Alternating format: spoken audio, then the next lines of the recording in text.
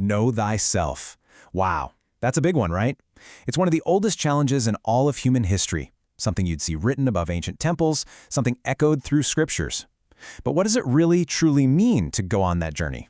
Well, in this explainer, we're going to dive into a timeless story that kind of gives us a ladder for understanding the deepest parts of who we are. I mean, just think about this for a second. What if everything you think you are, your name, your job, your personality, all of it, is just the cover of a much deeper, more incredible book? What if who you think you are is really just the beginning of the story? On the surface, it all seems so simple. We feel certain. I know my name, my address, what I believe in. But underneath all that, there's this deeper question that just keeps popping up. What is this I that's doing all the knowing? Where do my thoughts even come from? Am I just this body? This is the central riddle we're going to try and unpack today.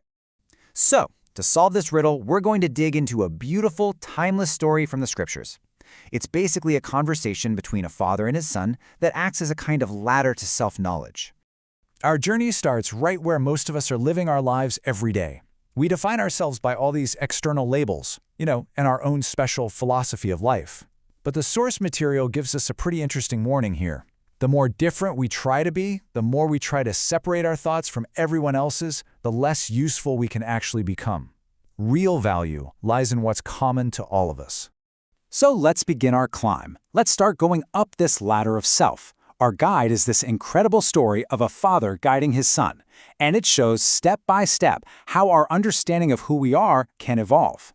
And it all kicks off with this really universal question, doesn't it? The son, he's just full of curiosity, and he asks about the very origin and destination of life itself. And his father's response? It isn't some simple answer. It's an instruction. Look within. So the son meditates, and he comes back with his first conclusion. I am matter. He says everything comes from and returns to the physical stuff of the world. And the father just nods and says, you are right. So a few days later, the son realizes, wait, matter needs force to move. He goes back and declares, I am force. And, you guessed it, the father agrees again. Finally, he figures out that both matter and force are directed by the mind. And once more, the father just confirms his son's discovery. So now you can imagine the son is just completely confused. How can 3 different answers all be the right one? And this is where we get to the absolute heart of his father's wisdom. It's not about being right or wrong. It's about how big your understanding is. And here it is. This is the crucial point, what the father calls the principle of inclusion. See, true knowledge doesn't replace what came before. It includes it. Each new realization, force, then mind, it didn't erase the previous one. It just put it in a bigger context.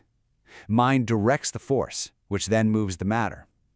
The father's warning is that as long as we're just throwing out old truths for new ones, we're never going to see the whole picture. Okay, so the son keeps going, he keeps climbing, and he reaches the next rung on the ladder, intelligence. But right here, he runs into a really profound danger, a trap that, honestly, a lot of us can fall into. He gets it. He realizes there's this incredible intelligence working in every single cell of his body, way beyond his conscious mind. But then he sees the dark side of this path. He sees where it ends. A person who worships pure, cold intellect becomes heartless, detached, and in the end, totally cruel, believing they have the one truth and that everyone else is just an idiot. This warning is echoed so powerfully by the Buddha. He taught that the path of just intelligence all by itself is really dangerous.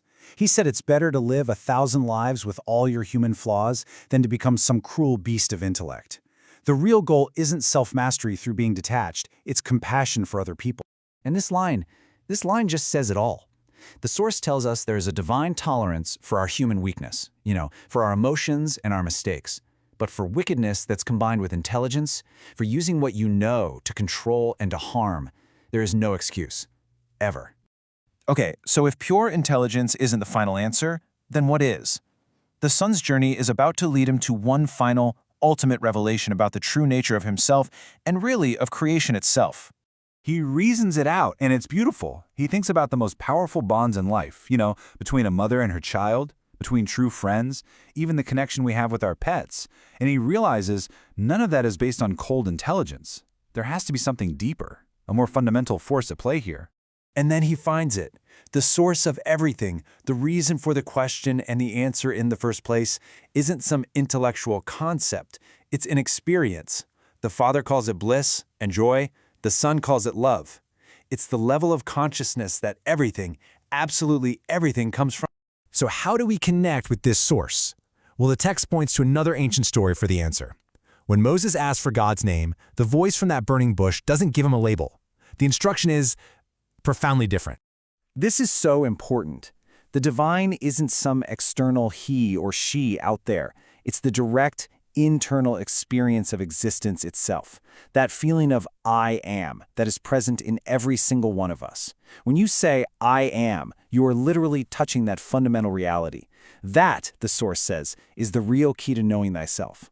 And this brings this whole profound journey right back to you and me. I mean, this isn't just some old philosophical story. It's a practical guide for how we can live our lives right now. The wise ones tell us that being human is not a privilege, it's an opportunity. And there's a huge difference. If we see it as a privilege, we tend to misuse our intelligence and our bodies, and we just create misery. But if we see it as an opportunity, we realize we'd been given this incredible, complex machine, not to own, but to learn how to use, so we can discover that I am inside. Ultimately, this whole path to know thyself is a ladder of expanding inclusion, from matter to force to mind, and then past the trap of pure intelligence until you finally reach the direct experience of the I am within. So the question isn't whether you're on the journey, because you already are. We all are. The only real question is, what will you discover next?